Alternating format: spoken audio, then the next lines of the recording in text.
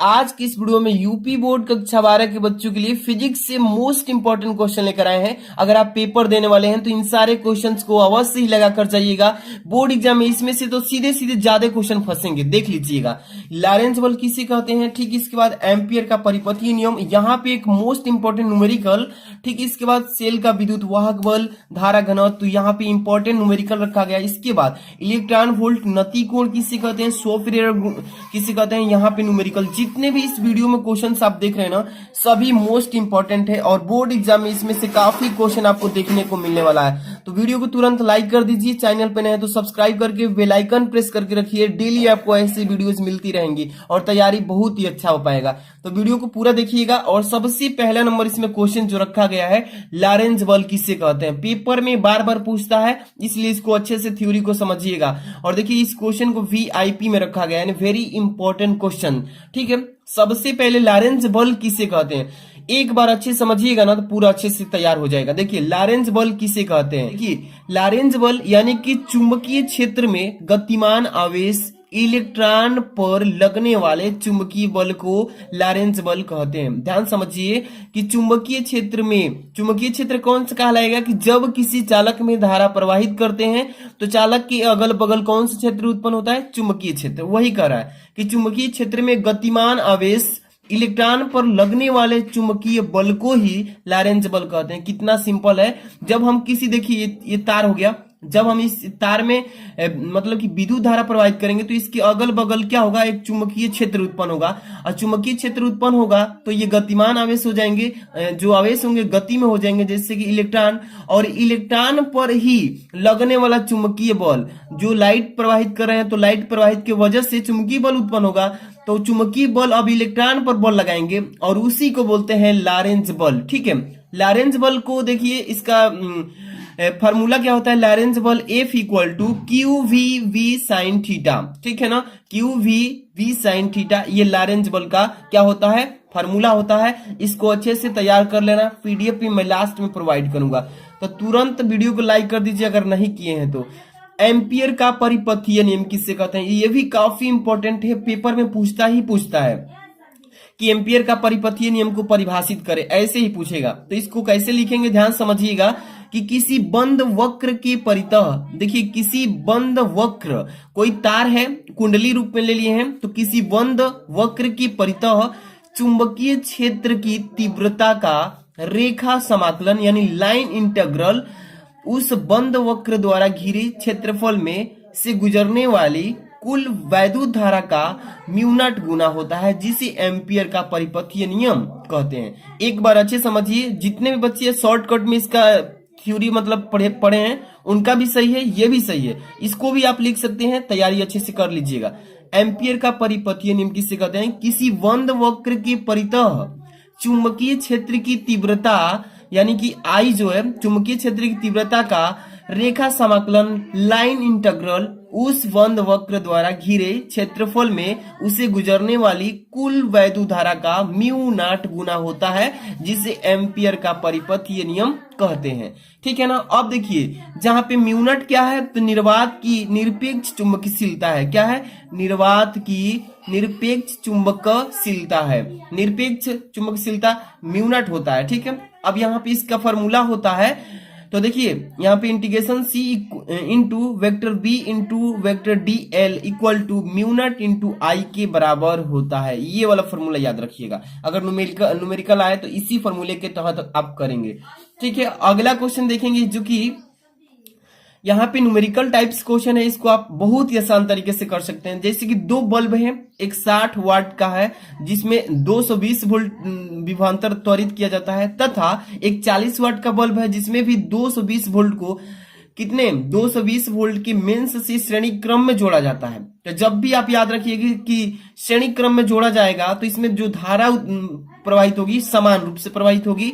तो बल्बों की कुल शक्ति पूछा है, तो सब देखिए सबसे पहले आपको मैं बताता हूं कि न्यूमेरिकल कैसे करना है। सबसे पहले जिस चीज का मान दिया है उसको पहले नोट करना है, ठीक है। क्या क्या दिया है पहले देखिए, इसमें 60 वाट का दिया है ना, तो P का मान है तो इसको P1 लिख लीजिए। क्या लिखेंगे, P1 कितना वाट है, 60 वाट है। अब P2 कितना दिया है तो 40 वाट, P2 बराबर भी लिख लीजिए, कितना है 40 वाट है। इसमें भी विभवांतर समान रूप से दे रहा है, विभवांतर 220, इसमें भी 220, यहाँ पे भी बराबर लिख लीजिए 220 वोल्ट। ठीक है ना, बहुत सिंपल तरीके से बता रहा हूं। इसमें भी उतना ही है 220 वोल्ट।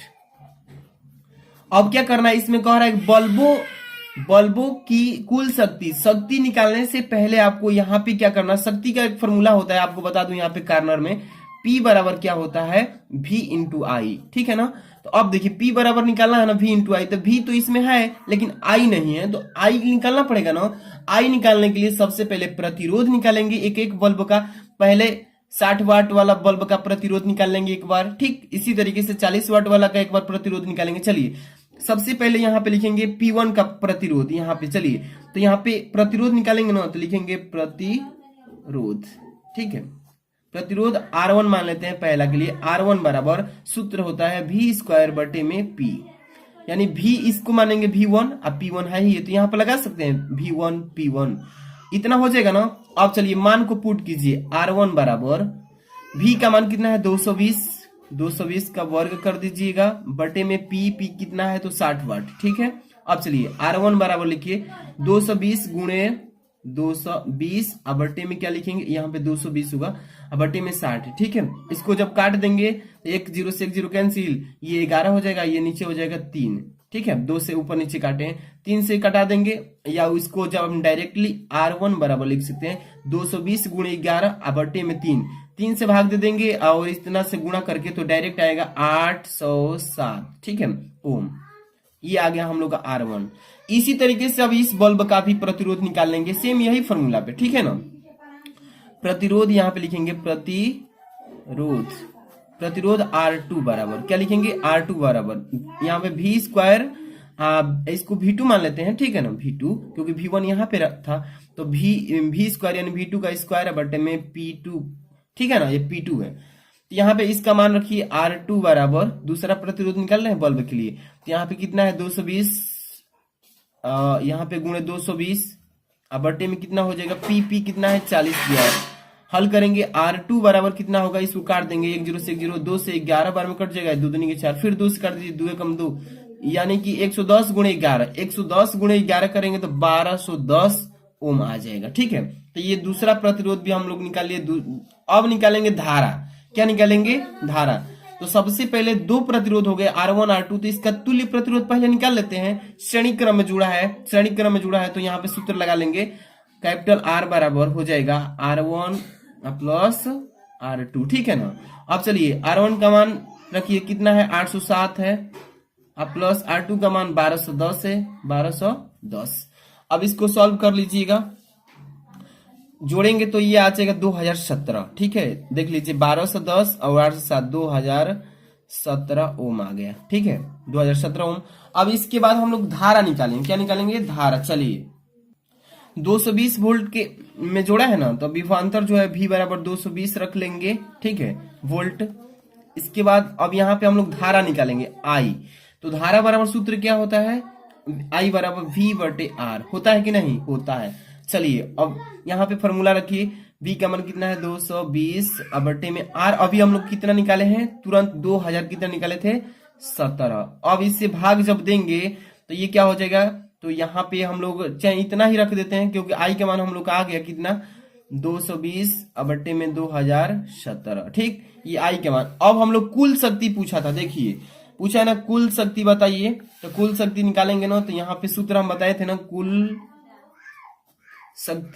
शक्ति के लिए फॉर्मूला होता है P बराबर V इंटू आई, यही होता है ना। चलिए V का मान अभी हम लोग रख लेते हैं, कितना है 220 है, आई का मानवा जो है यहाँ से उठा करके इतना रख लेंगे, तो ये हो जाएगा 220 अब बट्टे में कितना आ जाएगा 2017। हल करेंगे, काट देंगे पूरा सॉल्यूशन के बाद, तो ये देखिए कितने बार में कट जाएगा, तो 23.996 इतना बार में। आई देखिए दशमलव के बाद 5 से बड़ा रहता है तो इसको बढ़ा कर लिख देते हैं, तो 24 भी लिख सकते हैं 24। और यहाँ पे शक्ति का मात्रक वाट होता है, क्या होता है वाट, तो ये हो जाएगा इसका आंसर। ठीक है, इसी तरीके से आपको करना है। अगला क्वेश्चन चलेंगे, देखिए इसमें अगला क्वेश्चन है इलेक्ट्रॉन वोल्ट किसे कहते हैं। पेपर में 1 नंबर का तो ये पूछता है कि इलेक्ट्रॉन वोल्ट किसे कहते हैं, तो इसको तैयार कर लेना कि 1 इलेक्ट्रॉन वोल्ट इसको ईवी लिखते हैं। इलेक्ट्रॉन वोल्ट को क्या लिखते हैं? ईवी लिखते हैं।